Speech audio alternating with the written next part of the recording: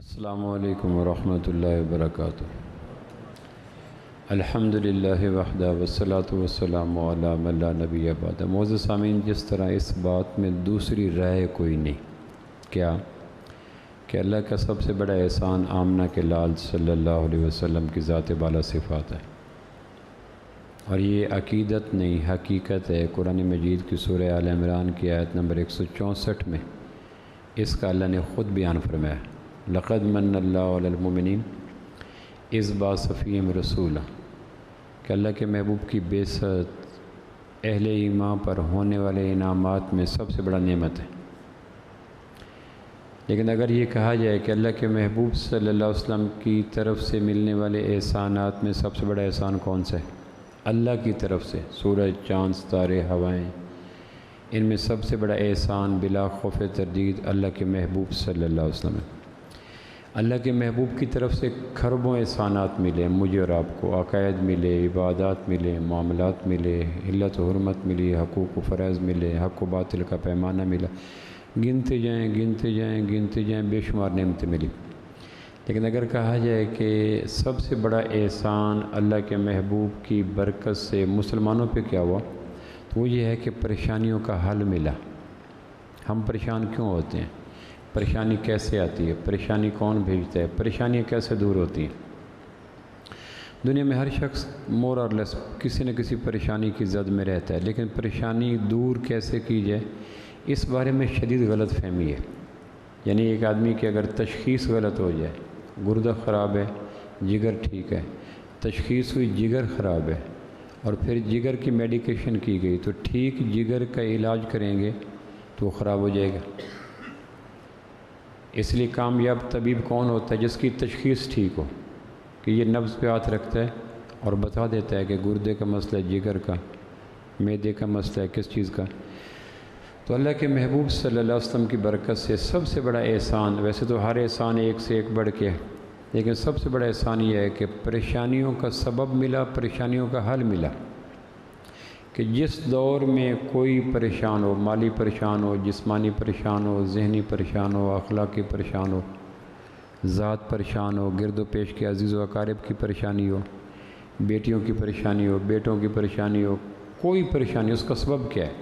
تو وہ صرف میں آج عرض کرتا ہوں کہ اللہ کے محبوب کی برکت سے بنی نوع انسان کو جو سب سے بڑا احسان ہوا کہ پریشانیوں کا سبب ملا، پریشانیوں کی روٹ کاز ملی، پریشانیوں کی وجہ ملی، پھر پریشانیوں کا علاج ملا، یہ دونوں چیزیں۔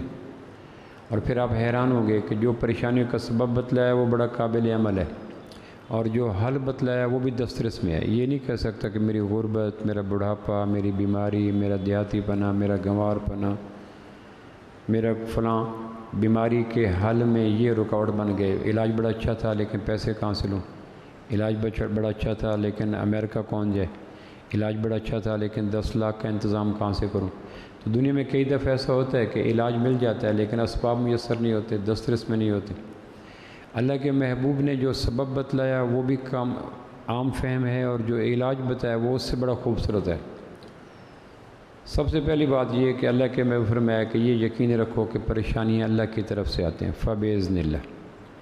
اللہ کے محبوب کے آنے سے پہلے حجر پریشانی بھیجتی ہے، شجر پریشانی بھیجتی ہے، قبر پریشانی بھیجتا ہے، سورج پریشانی بھیجتا ہے۔ پریشانیوں کے رخ غلط تھے، لوگ پھر وہاں جا کے محنت کرتے۔ آپ نے فرمایا لوگوں فبإذن اللہ وما اصابکم من مصیبہ فبإذن اللہ، تمہیں جو بھی مصیبت پہنچتی ہے پہلے یقین ٹھیک کرو کہ مصیبت بھیجنے والا اللہ ہے، پریشانی بھیجنے والا اللہ ہے۔ تو رخ مل گیا۔ جیسے ایک آدمی کہتا ہے کہ فلاں آدمی دستخط کرے گا تو کام ہوگا، اب اس کو پریشانی تھی کہ میں کس کے دستخط کراؤں تاکہ کام ہو، انہوں نے کہا یہ صاحب مل جائیں، یہ اگر دستخط کر دیں تو کام ہو جائے گا۔ تو ہزاروں جگہ پہ انسانوں کی سوچیں منتشر تھیں، بکھری ہوئی تھیں، غلط تشخیص تھیں۔ سورج کام خراب کرتا ہے، چاند کام خراب کرتا ہے، قبر کام خراب کرتی ہے، پیسے کام۔ آمنہ کے لال نے 2 اور 2 4 کی طرف فرمایا لوگوں کوئی پریشانی نہیں بھیجتا، یقین جانو پریشانی چیونٹی کے برابر ہو، جبریل کے برابر ہو، ذات کے اندر ہو، ذات کے باہر ہو، پریشانی اللہ کے حکم سے آتی۔ یہ کتنا احسان ہے کہ کئی جگہ پہ جبینیں جھکنے والی تھیں، کئی جگہ پہ ہاتھ پھیلنے والے تھے، کئی جگہ پہ آدمی کشکول بنا ہوا تھا، کئی جگہوں پہ دستکیں دے رہا تھا، تو ہزاروں جگہ وہ ایک سجدہ جسے تو گراں سمجھتا ہے 1000 سجدوں سے دیتا ہے آدمی کو نجات، ایک جگہ پہ لا کے کھڑا کر دیا کہ تمہاری پریشانیاں اللہ بھیجتا ہے۔ پہلی بات رخ مل گیا، ورنہ بکھرے ہوئی کائنات میں ہزاروں جگہ پہ انسانوں کو شیطان پریشانیاں بھیجنے والوں کا پتہ دیتا تھا، یہ پریشانی اللہ کے فرمان کوئی نہیں بھیجتا، اللہ بھیجتا ہے۔ دوسری بات اللہ کیوں بھیجتا ہے تو یہ بتایا فَبِمَا كَسَبَتْ أَيْدِيكُمْ کہ تمہارے گناہوں کی وجہ سے بھیجتا ہے۔ یہ نہیں کہ بہو کو ساس پریشان کرتی ہے، آجر کو اجیر پریشان کرتا ہے، زارے کو مزارے پریشان کرتا ہے، عوام کو حکمران پریشان کرتی ہے، بیٹے کو باپ پریشان کرتا ہے، بیوی کو شوہر پریشان کرتی ہے، خالوں کو پھپھو پریشان، یہ نہیں۔ فَبِمَا كَسَبَتْ أَيْدِيكُمْ تمہاری پریشانیاں اللہ بھیجتا ہے اور تمہارے ذاتی گناہوں کی وجہ سے بھیجتا ہے۔ تو دوسری سبب تشخیص پتہ چل گیا کہ اگر میرے ہوتا ہے کہ تمہاری پریشانی کا سبب باپ ہے، میں کہتا میں کیسے مناؤں؟ تمہاری پریشانی کا سبب وزیر اعظم ہے تو میں کہوں گا میری دسترس میں نہیں ہے، تمہاری پریشانی کا سبب ماموں ہے تو میں کہوں گا میری بات مانتا نہیں ہے۔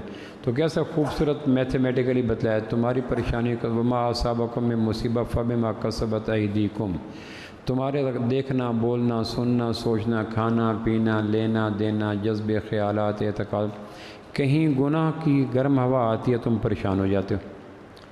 اب سبب یہ تیسرا سوال یہ ابھرتا ہے کہ کیا ہر گناہ کی اوپر پریشانی آ جاتی ہے؟ تو قرآن نے کہا وَيَعْفُو عَنْ كَثِيرٍ، کتنے ایسے گناہ ہیں جس کو ہم معاف کر دیتے ہیں۔ وَيَعْفُو عَنْ كَثِيرٍ، اللہ یہ معاف کیوں کرتے ہیں؟ کتب نفس علی الرحمہ، اس لیے کہ میرے اوپر میری رحمت غالب ہے۔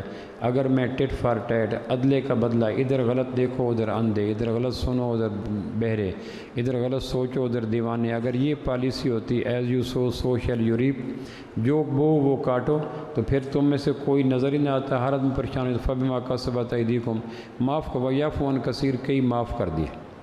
اگر پکڑ کا روش فوری ہوتی تو کائنات میں قرآن کیا آتا ہے وما اصابکم من مصیبہ فبما ظہر الفساد فی البر والبحر بما کسبت ایدی الناس، قرآن مجید میں آتا ہے کہ اگر تمہاری پریشانیوں کے عوض پکڑنا شروع کرتے ہر گناہ کے عوض، تو تم دریاؤں کی مچھلیاں نہ بچتی، ہواؤں کے پرندے نہ بچتے، جنگل کے درندے نہ بچتے، اور آسمان کے ملائکہ بھی نہ بچتے۔ تمہارے گناہ اتنے ہیں کہ ان پہ آنے والی آفتیں تم کائنات کے کوئی ما ظہر علیہ من داب ما ترک علیہ من داب، کائنات میں کوئی چیز زندہ بچتی نہ اگر تمہارے ہر گناہ پہ سزا دی جاتی۔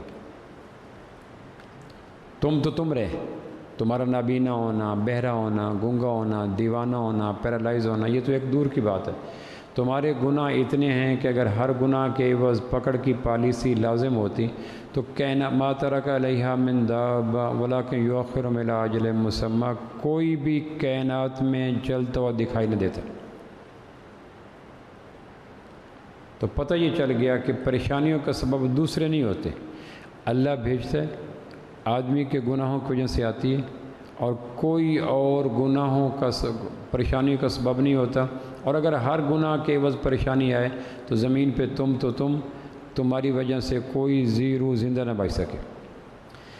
اب اگلی بات کہ یا اللہ پریشانی سے بچیں کیسے، گناہوں سے بچیں کیسے؟ تو وہ بڑا خوبصورت حل دیا۔ 2 آیتیں میں پیش کرتا ہوں، ایک سورہ عنکبوت کی آیت نمبر 45 ہے اور ایک سورہ طارق کی آیت نمبر 4 ہے۔ ان 2 آیتوں کے اندر آدمیوں کے گناہوں کے پھوڑے پھنسیوں کو خوش کرنے کا پورا انتظام موجود ہے، اور وہ بھی ابھی میں آپ کو عرض کرتا ہوں، وہ بھی آپ کہیں گے یہ بڑا قابل، اگر تو میری پریشانی کا سبب دوسرے کے گناہ ہوتے تو میں پریشان ہوتا کہ میں کیسے اس کو کہوں۔ قرآن کی نص قطعی ہے، موٹی سی آیت ہے، واضح سا حکم ہے کہ تمہارے اوپر جو پریشانی آتی ہے تمہارے اپنے گناہوں کی وجہ سے آتی ہے، اور زیادہ ہم اگنور کر دیتے ہیں، معاف کر دیتے ہیں۔ اب یا اللہ گناہوں سے بچیں کیسے؟ تو اس کے لیے 2 آیتیں اگر میں اور آپ لے لیں تو یہ 2 آیتیں گناہ کے زہر کا تریاک ہیں، گناہ کے اندھیرے کا اجالا ہیں، گناہ کی پت جھڑ کا موسم بہار آ جاتی ہے، ہر قسم کا گناہ نچڑ جاتا ہے، جڑوں سے اکھڑ جاتا ہے، ختم ہو جاتا ہے اگر ان 2 آیتوں کا ٹانک اور رس اور جوس ہم پی لیں۔ وہ 2 آیتیں کون سی ہیں؟ پہلے سورہ طارق کی آیت نمبر 4 ہے، ان کل نفس لما علیہ حافظ، ننھی سی آیت ہے اور اس کے اندر کمال کی حکمت ہے۔ اگر ہم گناہ سے بچنا چاہتے ہیں، جس طرح سورج طلوع ہوتا ہے تو اندھیرے کہاں گئے، موسم بہار آتی ہے تو خالی شاخیں کیسے آٹومیٹکلی پتہ نہیں ہوتا. بعض پودے ایسے ہوتے ہیں رات سوئے صبح دیکھتے ہیں تو بھرے پڑے ہوتے ہیں، شاخوں سے ہرے بھرے ہو جاتے ہیں. یہ کیا ہوا؟ بہار آ گئی.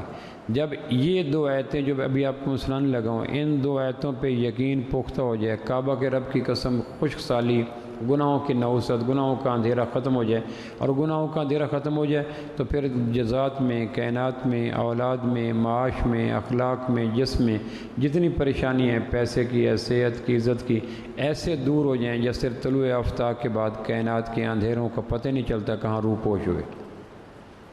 آپ دوربین لے کے پھریں، خوردبین لے کے پھریں کہ ابھی آدھا گھنٹہ پہلے اندھیروں کا غلبہ تھا، کائنات تاریک تھی، بلب جل رہے تھے لیکن اندھیروں کا تسلط قائم تھا، اب کہاں گئے؟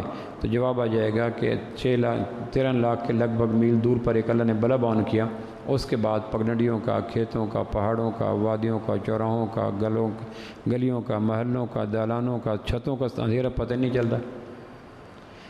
صرف 2 آیتوں کا سورج طلوع ہو جائے تو انگ انگ میں، نس نس میں، آنکھوں کے حلقوں میں، زبان کے کناروں پر، دانتوں کی جڑوں میں، سوچوں کے اندر جتنے بھی گناہوں کی جڑی بوٹیاں ہیں، پھوڑے پھنسی ہیں، سارے خشک ہو جائیں.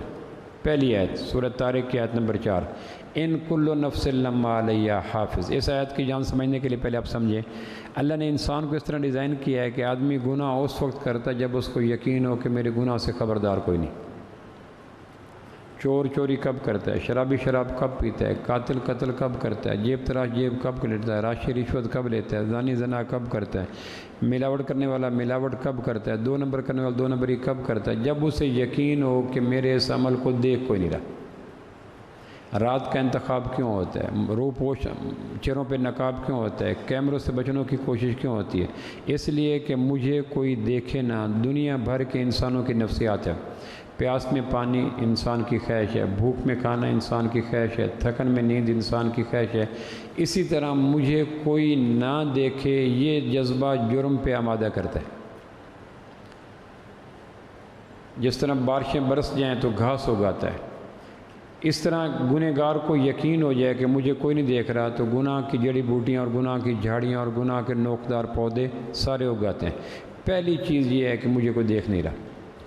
یورپ کے ممالک میں گناہ کی ریشو کم کیوں ہے کہ میڈیا کے ذریعے، کیمرے کے ذریعے، خوردبینوں کے ذریعے، دوربینوں کے ذریعے، واچ مینوں کے ذریعے، ایمبولینسوں کے ذریعے یہ احساس دیا جاتا ہے ہر آدمی کو کہ تم کڑی نگرانی میں ہو، تمہیں ایک ایک چیز دیکھی جا رہی ہے. اللہ نے 4 محافظ ہر آدمی کے ساتھ کھڑے کیے ہیں. ان کل نفس لما علیہا حافظ. تم جہاں بھی ہو 4 محافظ، 4 واچ مین تمہارے اوپر ہے. تم مسلم ہو، کافر ہو، ارائی ہو، گجر ہو، صدر ہو، وزیر ہو، پی پی کے ہو، نون کے ہو، کھیتوں میں ہو، دیہاتوں میں، مکانوں میں ہو، تہہ خانوں میں ہو، حتیٰ کہ تم آبدوزوں میں ہو، 4 محافظ تمہارے پاس. آذر قرآن سورہ طارق کی آیت نمبر 4 میں موجود ہے. ان کل نفس، ہر نفس، اب عورت ہے، مرد ہے، امیر ہے، غریب ہے، جوان ہے، بوڑھا ہے، شہری ہے، ہر نفس کے اوپر علیہ حافظ، محافظ اللہ نے بٹھا رکھے ہیں، واچ مین. ان سے چھپ جاؤ تو گناہ کر لو. گنہگار پہلے انشور کرتا ہے، ریکی کرتا ہے، ہفتوں پلاننگ کرتا ہے کہ کس وقت میں واچ دیکھا نہ جا سکوں. جب اس یقین ہو جاتا ہے کہ یہ وقت ہے نہ دیکھے جانے کا تو واردات کر لیتا ہے. جب گرفتار ہوتے ہیں تو پھر مجرم بتاتے ہیں کہ ہم نے ہفتوں ریکی کی، بھاگ دوڑ کی، پھر جب میں یقین ہو گیا تو ہم نے واردات کر لی. قرآن کہتا ہے کہ ہر انسان کے اوپر 4 محافظ ہم نے لانچ کیے ہیں، طے کر دیے ہیں. اگر تم میں ہمت ہے ان سے بچ جاؤ، اگر ان سے بچ گیا تو پھر تمہیں حق ہے کہ تم گناہوں کی دلدل میں پھنس جاؤ. پہلا واچ مین، پہلا محافظ، اذا زلزلت الارض زلزالها واخرجت الارض اثقالها وقال الانسان ما لها یومئذ تحدث اخبارها بان ربک اوحی لها. پہلا محافظ ہر آدمی کے اوپر زمین ہے. زمین کے کتنے فنکشن ہیں؟ معدنیات کو چھپایا ہوا ہے، پانی کو چھپایا ہوا ہے، گیسز کو چھپایا ہوا ہے، جڑی بوٹیاں دیتی ہیں، کتنے زمین کے فنکشن ہیں. لیکن قرآن کہتا ہے زمین کا ایک فنکشن یہ بھی ہے کہ زمین ہر چلنے والے کی ویڈیو بناتی ہے. ہوئے ہیں بارے امانت سے تیرے سب عاجز. زمین بھی اپنے خزانے اگلتی جاتی ہے. جس طرح آج کچھ چیزیں نکلی ہیں 50 سال پہلے نہیں تھی، 50 سال پہلے نکلی تھی 100 سال پہلے نہیں تھی. بلوچستان میں سوئی کے مقام پہ جو گیس نکلی آج سے 100 سال پہلے پتہ نہیں تھا، کتنا بڑا خزانہ نکلا.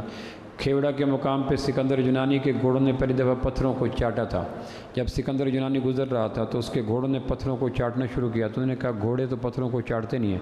تو گھوڑے کے نگہبانوں نے وہاں چکھ کے دیکھا تو وہاں پتہ چلا کہ یہ کھیوڑا پہاڑ نہیں ہے، یہ نمک کا پہاڑ ہے۔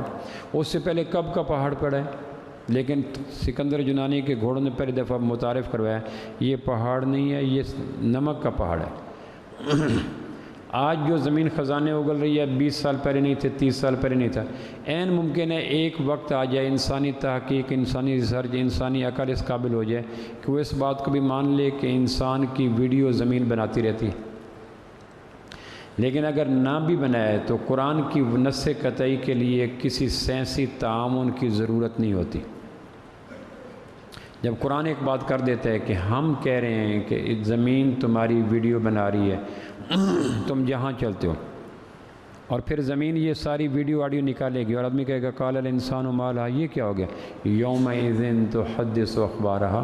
سبب یہ ہے کہ تمہیں پتہ نہیں تھا، تم کہتے تھے میرا پلاٹ ہے، میرا گھر ہے، میرا رقبہ ہے، میرا مکان ہے، میرا زرعی زمین ہے، میری سکنی زمین ہے، میری بزنس کی زمین ہے، لیکن تمہیں اندازہ نہیں تھا کہ یہ زمین دراصل تمہاری ویڈیو بنا رہی تھی، ایک ایک عمل کے گواہ تھی۔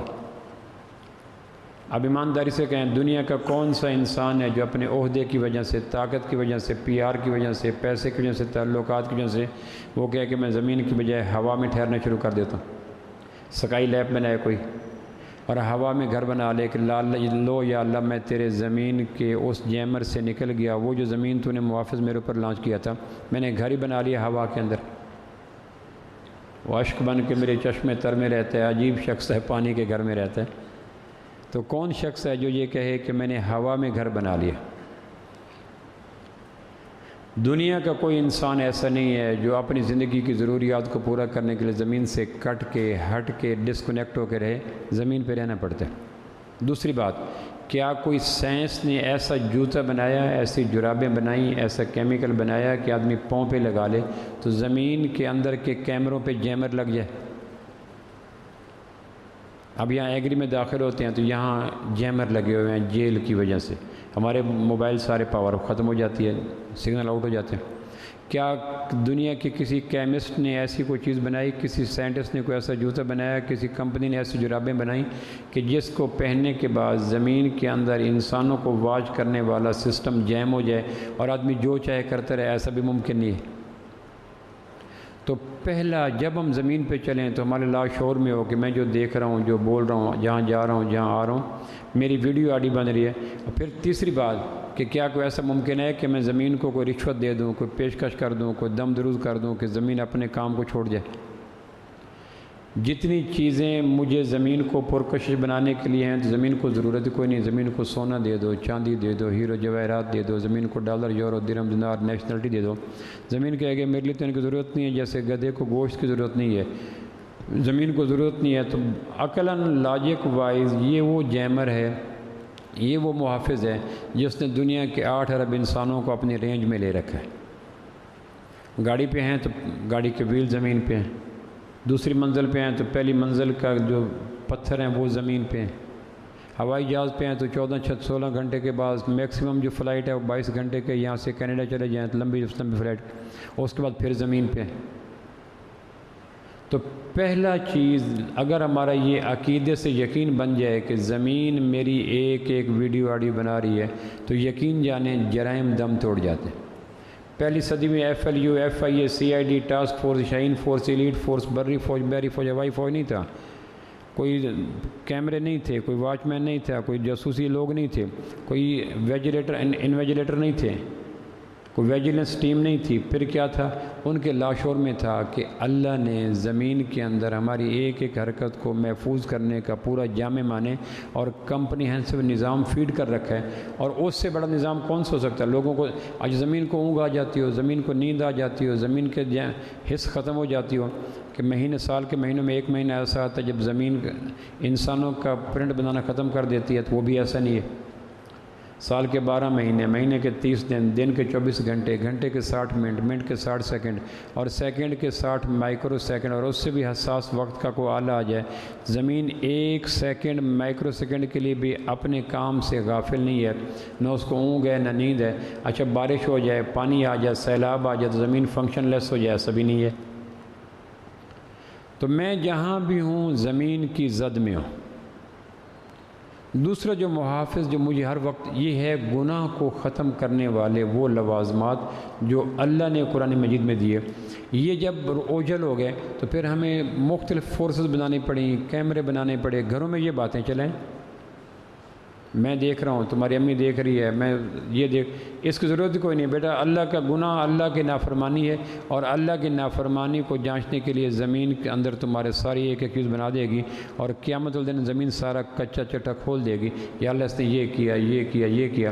آدمی کہے گا ہاں لا یغادر صغیرۃ ولا کبیرہ الا احصاها، یا اللہ یہ تو ہر چھوٹی بڑی حرکت زمین کے اندر سے نکل رہی ہے، یہ کیا ہے؟ اللہ زمین کہے کہ بأن ربک اوحالھا، اس لیے کہ تیرے رب نے جس طرح بیج پھینکتے تھے تو فصلیں اگتی تھیں، بیج پھینکتے تھے تو کونپلیں نکلتی تھیں، اس طرح تیرے رب نے میرے اندر یہ سسٹم لگایا تھا کہ جو کرتے رہیں، قیامت کے دن فنا کی بارش کروں گا اور سارے حالات بہرا جائیں گے۔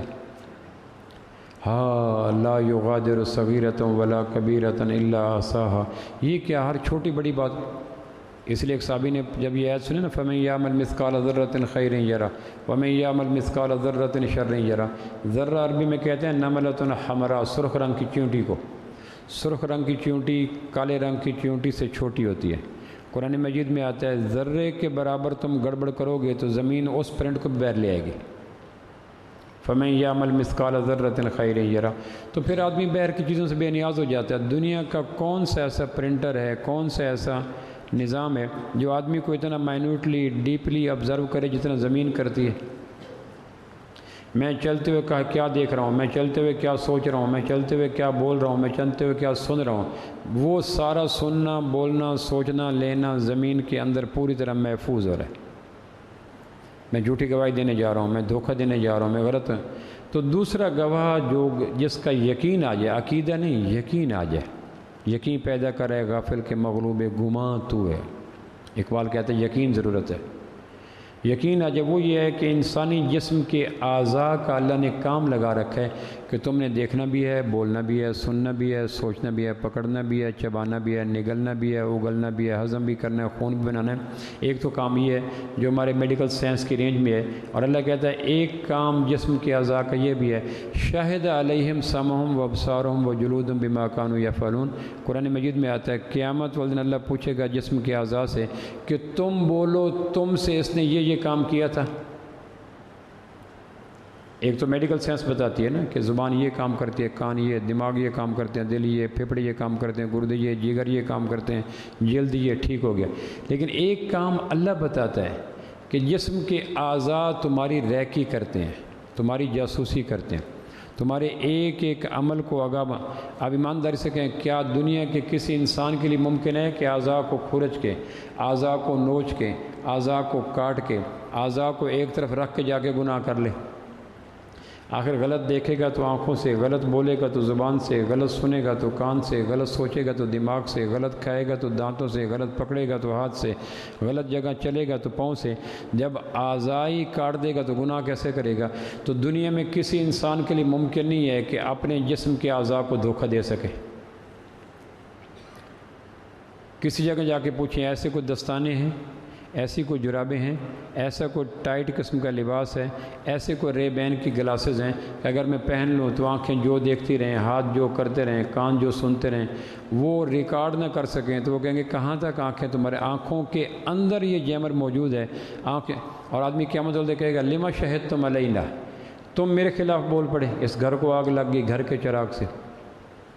الیوم نختم علی افواہہم وتکلمنا ایدیہم وتشہد ارجلہم، قیامت الدین زبان کو مہر لگ جائے گی، زپ لگ جائے گی، اور بولیں گے کیا؟ ہاتھ، انگلیاں، پورے دل، دماغ، کان۔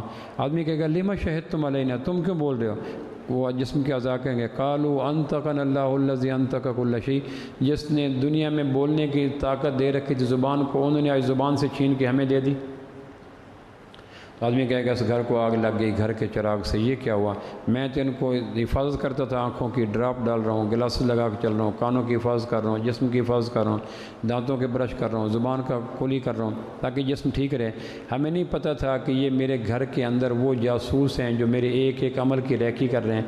اب ایمانداری سے کہیں کہ ہم 14 گھنٹے کے لیے اگر جہاز پہ بیٹھ کر زمین سے ڈسکنیکٹ ہو بھی جائیں تو کیا اپنے جسم کے اعضاء سے بھی لمحہ بھر کے لیے دوری کر سکتے ہیں؟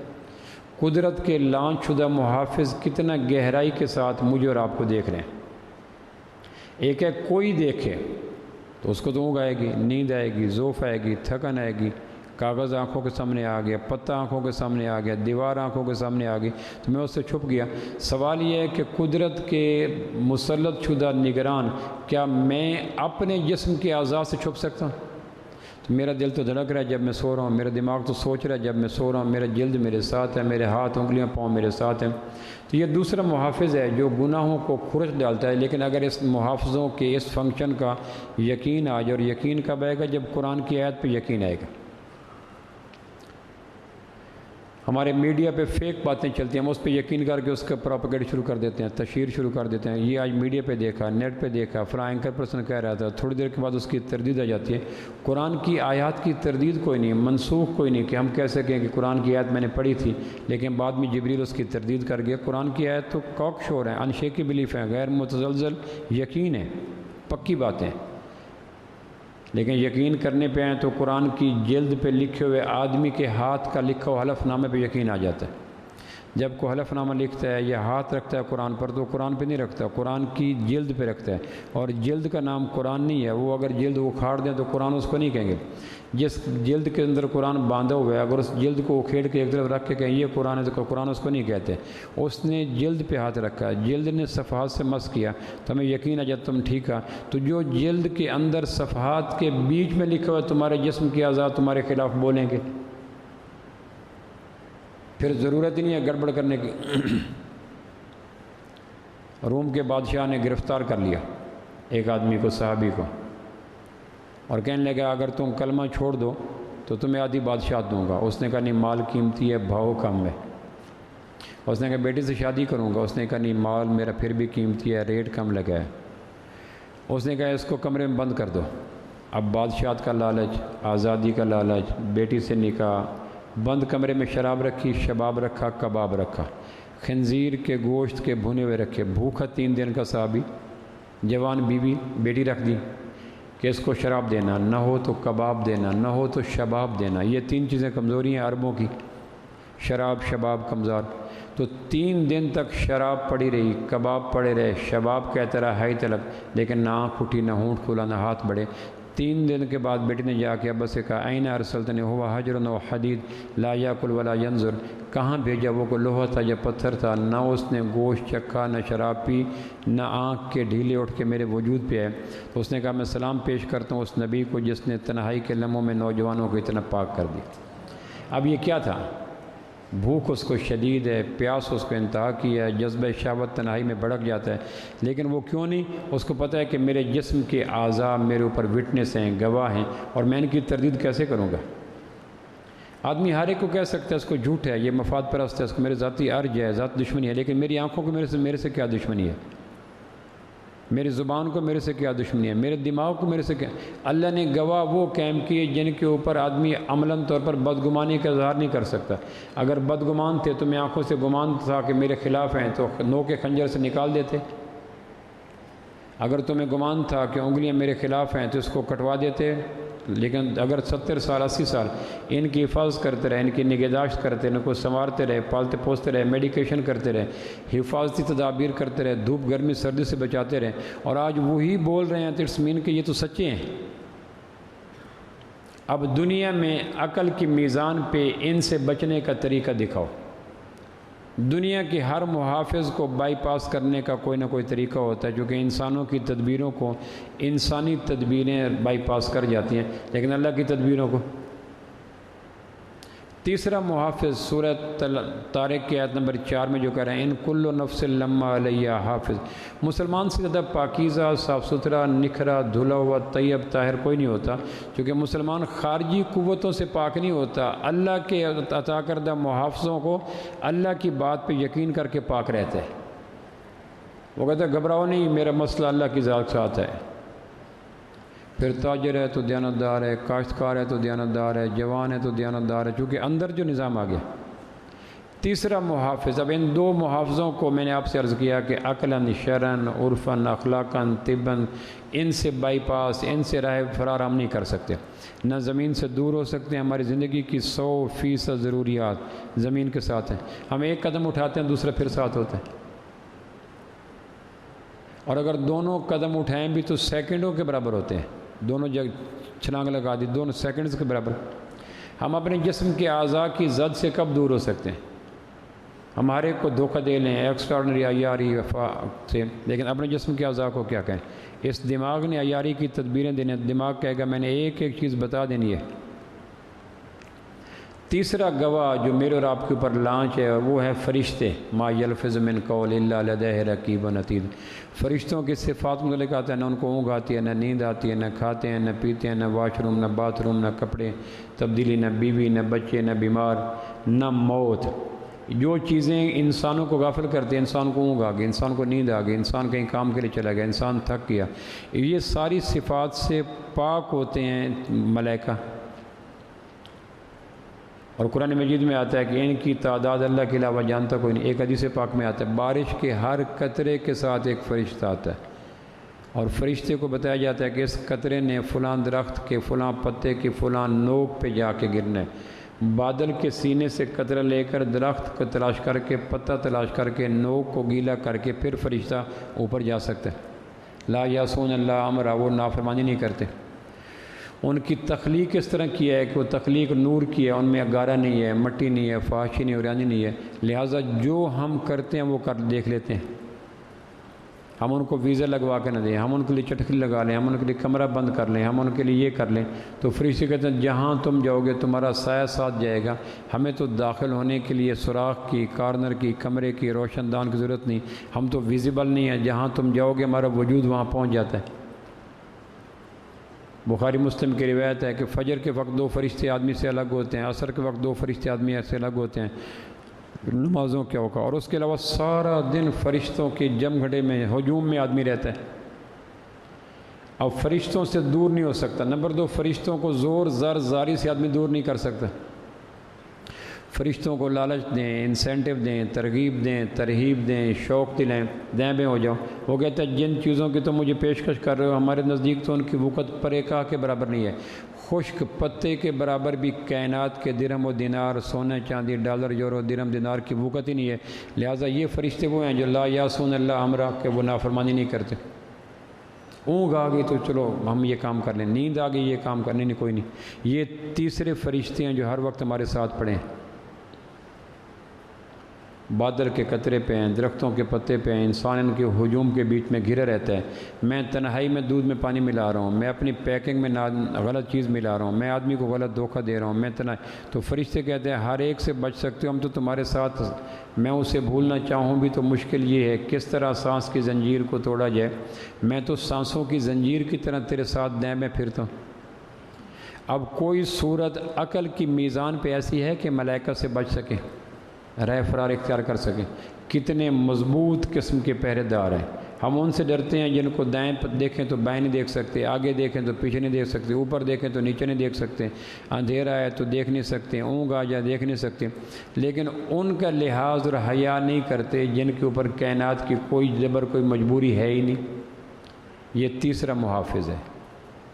گناہوں سے بچنے کے لیے ان محافظوں کی ذات پر ازرو قرآن آیات پر یقین کرتے ہوئے اعتماد ضروری ہے، تو زندگی شبنم کی طرح پاک ہو جاتی ہے، زندگی حوروں کی طرح پاک ہو جاتی ہے، زندگی کوثر و تسنیم کی طرح پاک ہو جاتی ہے، زندگی پھول کے پتوں کی طرح پاک ہو جاتی ہے۔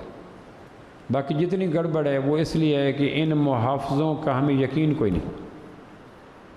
اور چوتھا محافظ اللہ کہتا ہے میں خود ہوں۔ اب اللہ سے کون بچے؟ چلو جب ہم واش روم میں ہوتے ہیں فرشتے ہمارے ساتھ نہیں ہوتے، حدیث پاک میں جب آدمی برہنہ ہوتا ہے فرشتے دور ہو جاتے ہیں۔ جب ہم جہاز میں ہوتے ہیں تو ٹھیک ہے کہ اس وقت زمین سے ہم دور ہو چکے ہوتے ہیں، لیکن اللہ سے دور۔ للہ ما فی السماوات وما فی الارض وما بینہما وما تحت الثری یعلم ما یلج فی الارض وما یخرج منہا وما ینزل من السماء وما یعرج فیہا۔ اچھا فرشتہ جو میرے ساتھ ہے میرے حالات جانتا ہے، جو افریقہ کے جنگل کے اندر ہے فرشتہ میرا اس کے حالات نہیں جانتا، لیکن میرا اللہ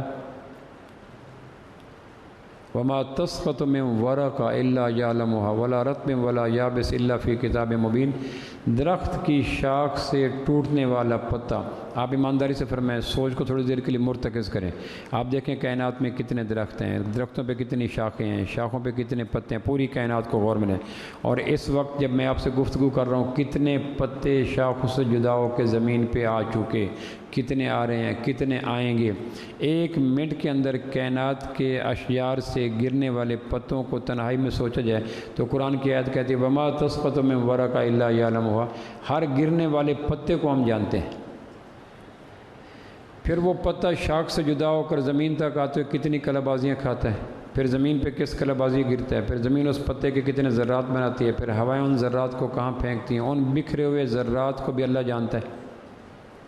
ہم ان چار گہرے پاکیزہ اجلے محافظوں کی زد میں ہیں، اس کے باوجود اگر ہم جھوٹ بولیں، ہم دھوکہ کریں، ہم شراب پئیں، ہم رشوت لیں، تو دنیا کی کوئی طاقت ہمیں نہیں بچا سکتی۔ اس لیے سیدنا فاروق اعظم رضی اللہ سے کسی نے پوچھا آپ کے اقتدار کی مضبوطی کی وجہ کیا ہے؟ کہنے کہ سیرت سازی، قانون سازی۔ سب سے پہلے میں نے سیرت سازی کی۔ سیرت سازی سے کیا مراد؟ کہ یہ بتایا جائے کہ تمہیں اللہ دیکھ رہے ہیں، فرشتے دیکھ رہے ہیں، زمین دیکھ رہی ہے، اعضاء دیکھ رہی ہیں۔ یہ آدمیوں کے اندر بات اونڈیلی جائے۔ ماں باپ کے ذمہ ہے کہ بچوں کو ABC 1 2 3 فزکس کیمسٹری میتھ بھی پڑھائیں، لیکن تنہائی کے لمحوں میں بیٹھ کر ان کو بتائیں اللہ تمہیں دیکھ رہا ہے، زمین تمہیں دیکھ رہی ہے، فرشتے تمہیں دیکھ رہے ہیں، اعضاء تمہارے دیکھ رہے ہیں، اور تمہیں ہماری آنکھوں کا خیال نہیں کرنا چاہیے۔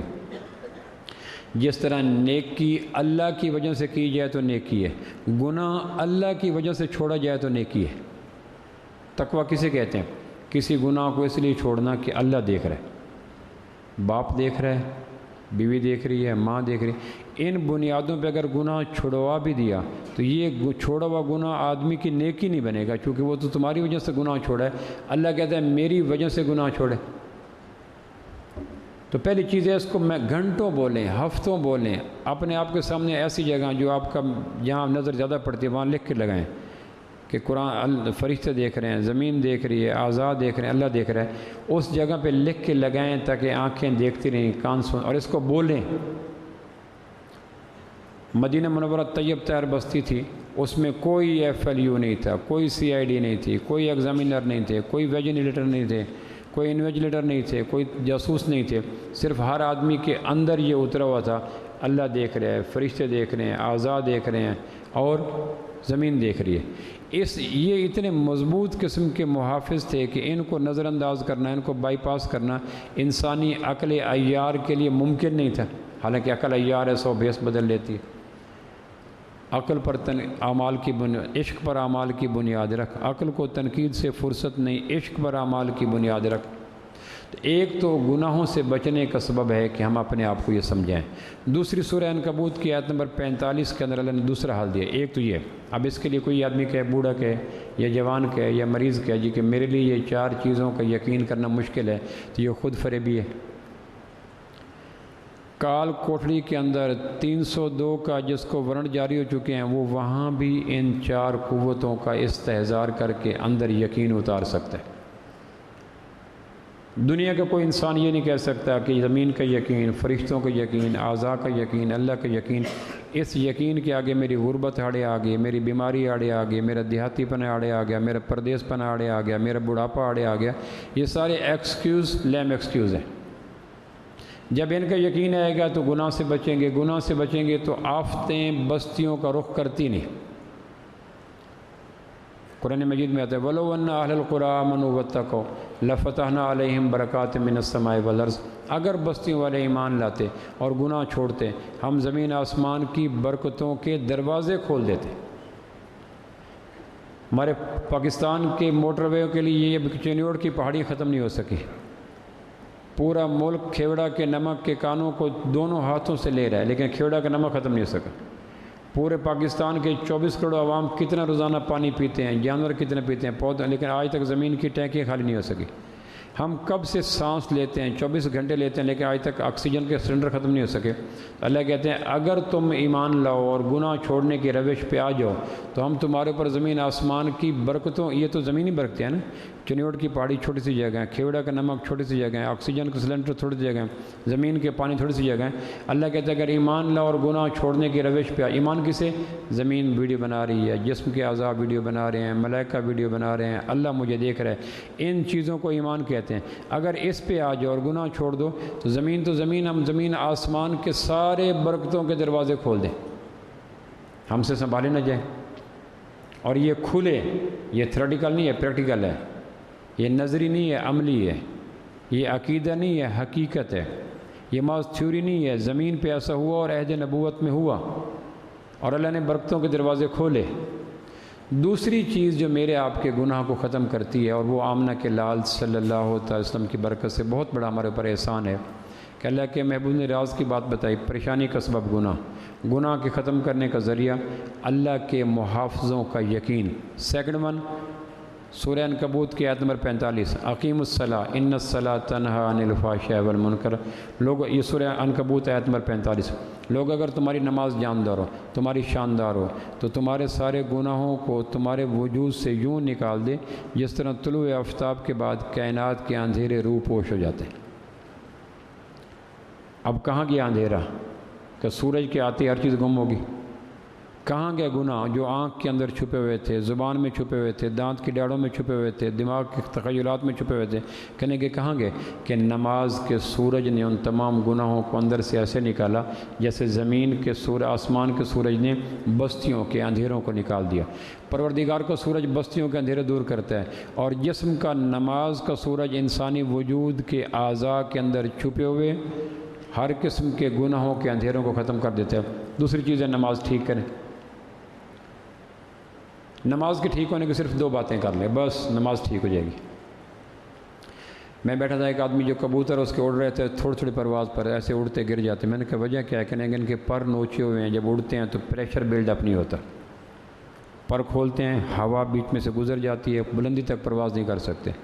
نماز کا پنچھی سدرۃ المنتہا تک پرواز کرے اگر اس کے دو پر سلامت ہو، اور اگر اس کے پر سلامت ہوئے حرم میں پڑھیں، حتیم میں پڑھیں، گنبد خضرا میں پڑھیں، بیت اللہ کے اندر پڑھیں، حتیم کے اندر پڑھیں، مطاف میں پڑھیں، اگر پر جھڑے ہوئے ہیں تو کبوتر کے پر اگر جھڑے ہوئے ہیں اور وہ بیت اللہ کی چھت پہ بٹھا دو تو بھی نہیں اڑ سکے گا۔ اگر کبوتر کے پر کاٹ دو، اس کو گنبد خضرا پہ دائیں بائیں اڑا دو تو بھی گر جائے گا۔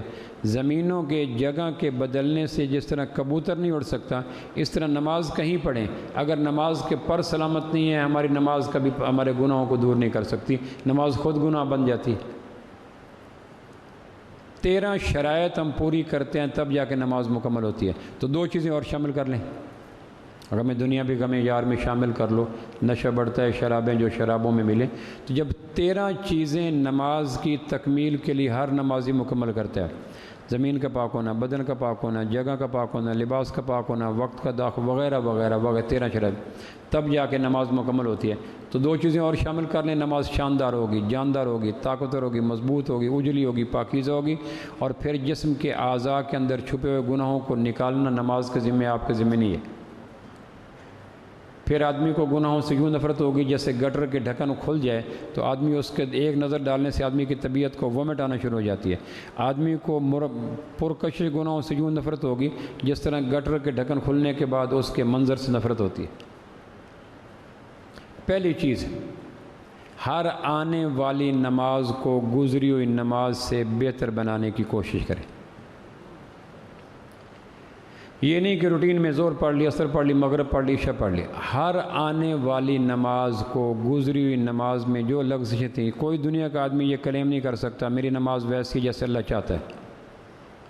جب آدمی نماز کو گہرائی سے دیکھتا ہے، بصیرت سے دیکھتا ہے، بصارت سے دیکھتا ہے، تو اس کی نمازوں میں 100 طرح کی خامیاں ہوتی ہیں۔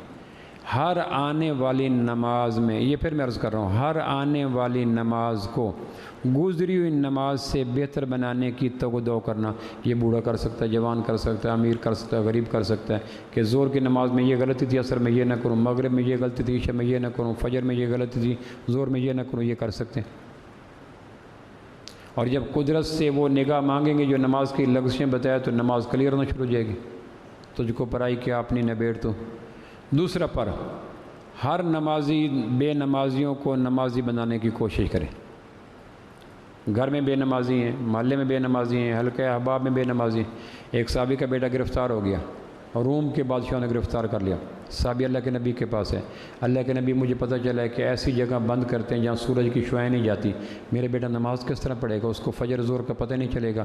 یہ صحابی کی پریشانی ہے بیٹے کے گرفتار ہونے کے بعد۔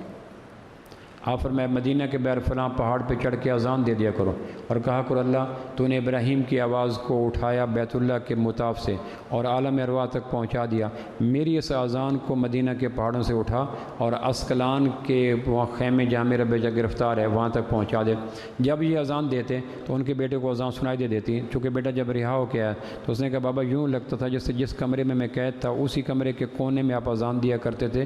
یہ پہلی صدی کا جذبہ تھا کہ بیٹے کے گرفتاری کا فطری صدمہ، بیٹے کے اغوا ہونے کا فطری صدمہ، بیٹے پہ تشدد کا فطری صدمہ، لیکن تمام صدموں سے جو صدمہ غالب تھا کہ بیٹے کی نماز کا کیا بنے گا۔